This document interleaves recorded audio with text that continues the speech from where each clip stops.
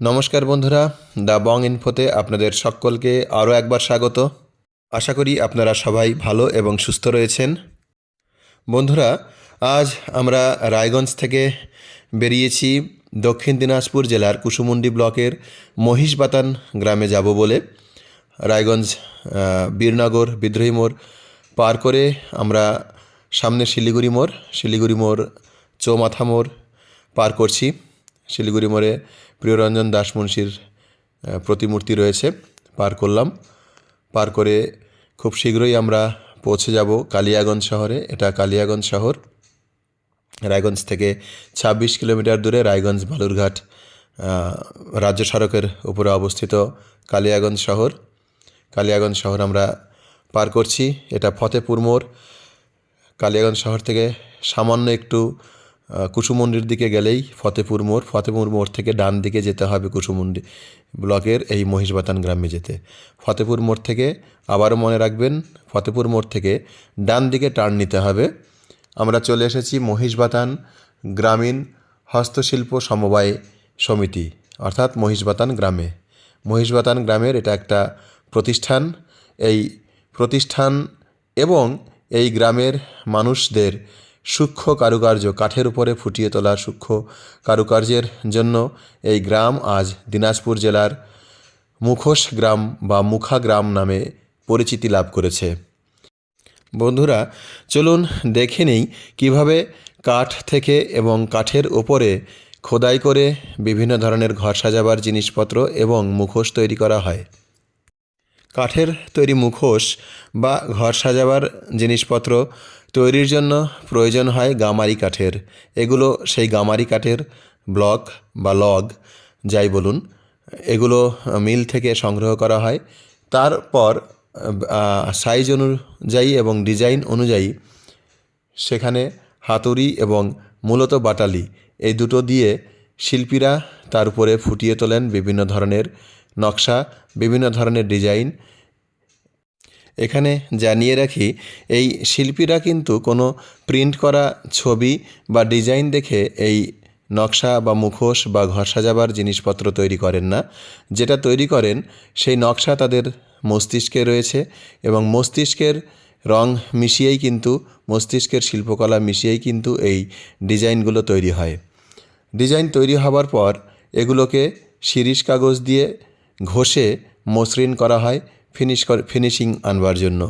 তারপর সেগুলোতে কখনো বার্নিশ লাগানো হয়, কখনো ক্রেতাদের চাহিদা মাফিক রং করে দেয়া হয়।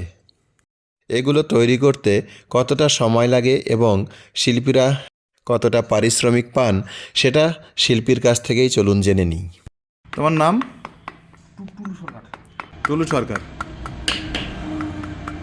তুমি এখানে মুখোশ বানাও, তাই তো? আচ্ছা, এই যে মুখোশটা বানাচ্ছ, এটা কতদিন লাগবে বানাতে, ফিনিশ হতে? 2 দিন। আচ্ছা, এটা বানিয়ে কত টাকা পাবে? এটা 1800 টাকা। 1800 টাকা। আচ্ছা, আর বাইরে কেমন দামে বিক্রি হয় এগুলো? বাইরে ঠিক নাই, খুব হিসেবে, খদ্দের হিসেবে তাও মোটামুটি একটা আইডিয়া। মোটামুটি এটা 2200। তবে কোন মুখোশ শেষ হতে কতদিন সময় লাগবে সেটা নির্ভর করে মুখোশগুলোর সাইজ এবং আয়তনের ওপরে, এবং তার উপরে ভিত্তি করেই এই শিল্পীদের পারিশ্রমিকও দেওয়া হয়। সাধারণত যে মুখোশগুলো যত দামে বিক্রি হয় তার 50% শিল্পীদের পারিশ্রমিক হিসেবে দেওয়া হয়। বাকি 50%-এর মধ্যে কাঠের খরচ, রঙের খরচ এগুলো ধরা থাকে, সাথে প্রফিটও এই 50%-এর মধ্যেই থাকে। বন্ধুরা, এবারে চলুন এক নজরে দেখে নিই শিল্পীদের তৈরি হওয়া যে সামগ্রী, সেটা রং করে ফিনিশিং হবার পর দেখতে কেমন লাগে সেগুলো একবার দেখে নিই এবং সঙ্গে জেনে নিই এর অতীত ইতিহাস। 1990 সালে এই গ্রামের বেকার যুবক যুবতীদের নিয়ে এই গ্রামেরই বাসিন্দা শ্রী পরেশচন্দ্র সরকার তৈরি করেন মহিষবাতান গ্রামীণ হস্তশিল্প সমবায় সমিতি। এরপর পশ্চিমবঙ্গ সরকারের হস্তশিল্প বিভাগের সহযোগিতায় কলকাতা থেকে মাস্টার ট্রেনার এনে বেশ কয়েকটি ব্যাচে প্রায় 600 গ্রামবাসীকে এই কাঠ এবং বাঁশ থেকে মুখোশ এবং ঘর সাজাবার বিভিন্ন জিনিসপত্র তৈরির হাতে কলমে প্রশিক্ষণ দেওয়া হয়। অবিভক্ত পশ্চিম দিনাজপুর জেলার বিভিন্ন গ্রামেগঞ্জে সেই সময় মুখা, খন এবং গমিরা গানের দল বেশ জনপ্রিয়তা অর্জন করে। মূলত গমিরা গানের বিভিন্ন যাত্রাপালা উপস্থাপন করার জন্য প্রয়োজন হয় কাঠের মুখোশ এর। ফলে প্রথম দিকে এই গ্রামের প্রশিক্ষণপ্রাপ্ত শিল্পীরা কাঠের মুখোশ এই যাত্রা দলের জন্য প্রয়োজন মাফিক তৈরি করে দিতেন।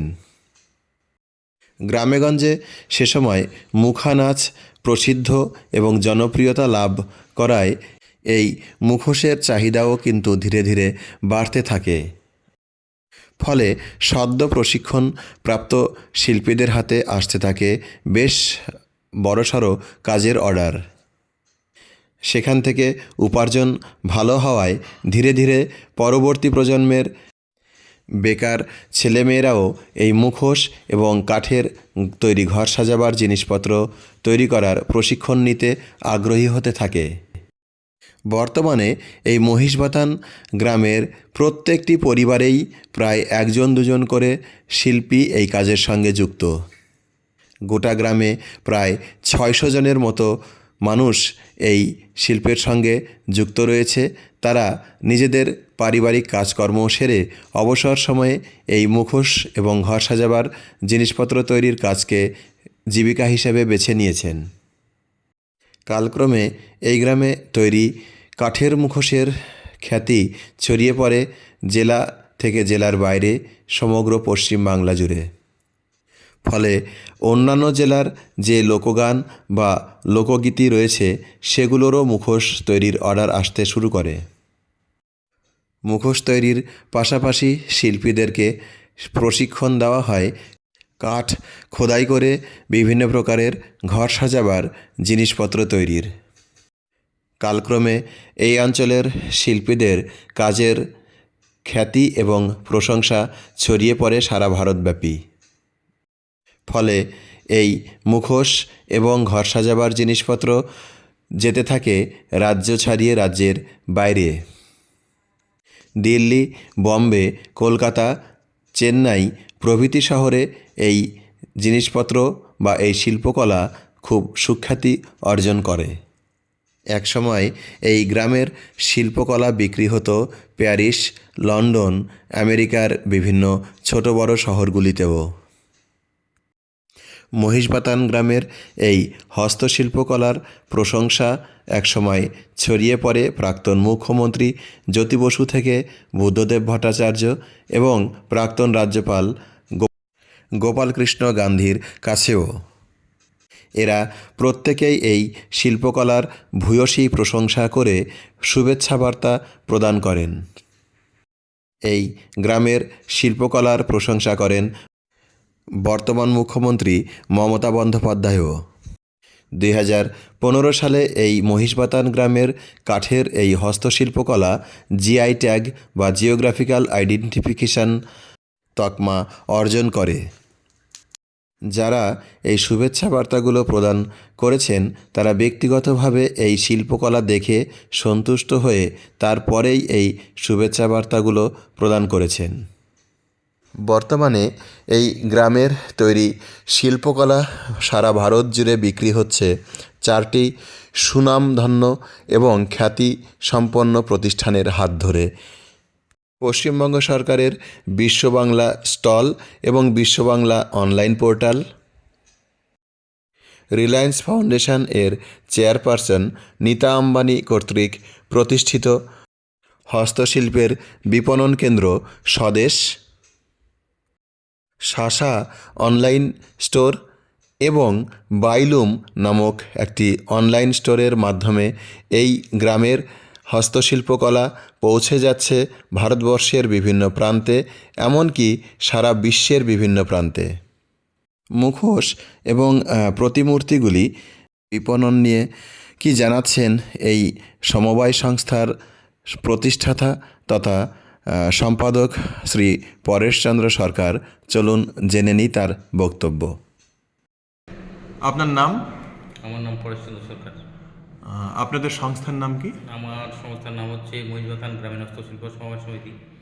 আর এই মুখোশগুলো বিক্রি হয় কোথায় কোথায় আপনাদের? এটা আমাদের বিক্রি হয় মানে আমরা তো আগে বিভিন্ন মেলায় যেতাম ভারতবর্ষের বিভিন্ন জায়গায়, এবং আমাদের ভারতের বাইরেও আমাদের মাল আমরা পাঠিয়েছি। আমি একজন শিল্পীকে পাঠিয়েছিলাম, প্যারিসে পাঠিয়েছিলাম, লন্ডনে পাঠিয়েছিলাম, এক্সিবিশন ছিল ওখানে গভর্নমেন্টের খরচা। এখন আমাদের মোটামুটি এখান থেকে আমাদের মালের অনলাইনে বিক্রি হচ্ছে, প্লাস হচ্ছে আমাদের যে কয়েকটা সংস্থাকে আমরা কোম্পানিকে আমরা মাল দিচ্ছি, যেরকম রিলায়েন্স, যেরকম হচ্ছে আপনার বিশ্ব বাংলা, বাইলুম, সাসা। জিআই ট্যাগ পাওয়া এই শিল্পের সুখ্যাতির কারণেই দক্ষিণ দিনাজপুর জেলার কুসুমুন্ডি ব্লকের মহিষবাতান গ্রাম আজ পরিচিতি লাভ করেছে মানুষের কাছে দিনাজপুরের মুখোশ গ্রাম বা মুখা গ্রাম নামে। প্রতি বছর অক্টোবর থেকে নভেম্বর মাসের মধ্যে এই গ্রামে মুখা মেলার আয়োজন করা হয়। সে সময় গ্রামের প্রত্যেকটি বাড়িতে শিল্পীরা নিজ নিজ সৃষ্টি, নিজ নিজ শিল্প নিয়ে হাজির হন এই মেলায়। কিন্তু দুঃখের বিষয় এবং আক্ষেপের বিষয় এই যে লকডাউনের সময় 2020 সাল থেকে এই মেলা বন্ধ করা হলেও সরকারের পক্ষ থেকে এই মেলা চালু করার ব্যাপারে এখনও কোনো সদর্থক ভূমিকা নেওয়া হয়নি। কোন মুখোশ থেকে শিল্পীরা ঠিক কতটা পারিশ্রমিক পান সেটা জেনে নেব আমরা এই সমবায় সংস্থার সম্পাদক পরেশচন্দ্র সরকারের কাছ থেকেই। এক একটা মুখোশে কত টাকা পান? একটা মুখোশ মিনিমাম ওটা যদি বড় মুখোশ হয়, যেরকম এই বড় মুখোশগুলো আছে 4 ফিটের মুখোশটা 15,000 করে, মধ্যে 8,000 টাকা পাই। 8,000 টাকা পায়। 50% ওদেরকে দিই আর কি, যা বিক্রি তার 50% দিই। আচ্ছা, যেটা 2,000 সেটা 1,000 টাকা। 15,000 টাকা করে দাম এগুলো। এটা 15,000 এক একটা পিস, এটা মানে ওদেরকে 8,000 করে দিই আমি। আর ছোট মুখোশগুলো? ছোটো মুখোশগুলো ছোটো পিস অনুযায়ী আর কি, ওগুলো মানে যেরকম আমাদের ফ্রিজ ম্যাগনেট আছে ওটা হচ্ছে 80 টাকা করে নেয় ওরা। আচ্ছা আর যেটা হচ্ছে আপনার 4 ইঞ্চি ওটা হচ্ছে 200 টাকা করে নেয়।